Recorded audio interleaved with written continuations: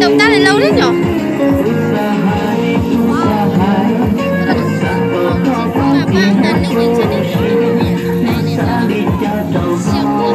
Mẹ ơi, như thế thì sao mà đi lấy chồng được?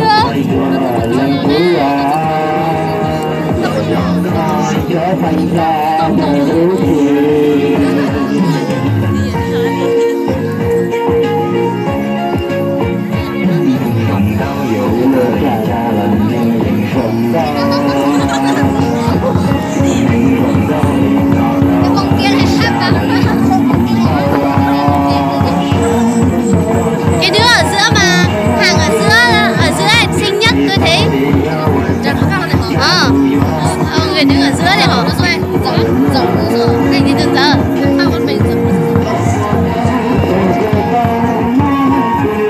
Đời này mình chả biết ai ra.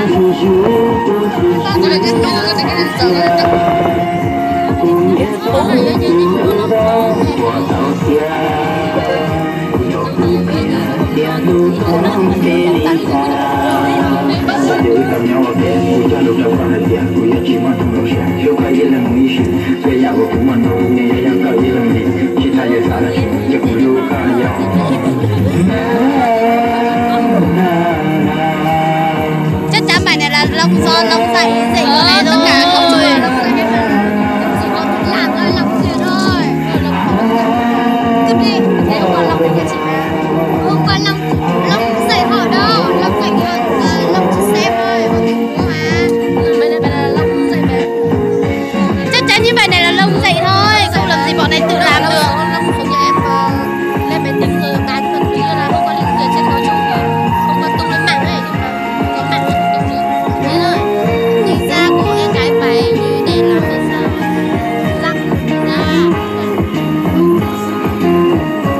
Em gái ai? Bài là bài những người giống cậu ấy.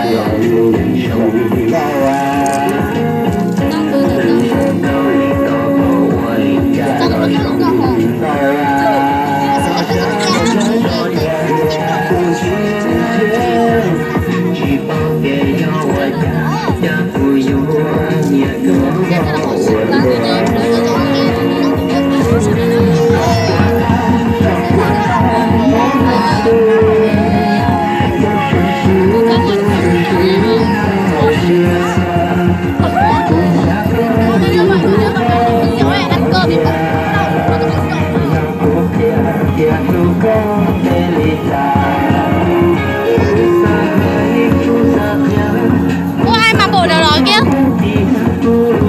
Được. Kìa. Tôi xem từ từ đó mà. Đây.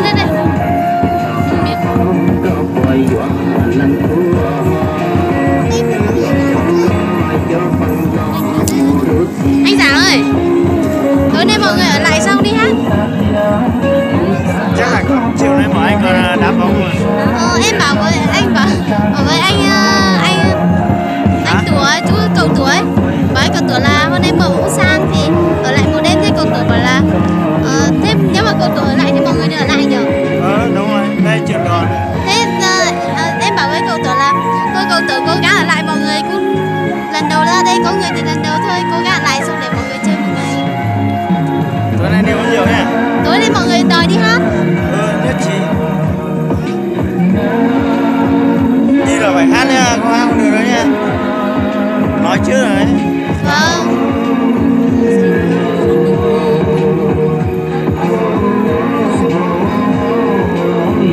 Máy của anh Happy pin rồi, nếu không thì anh tham gia một số tiết mục hát cho bà con nghe nha.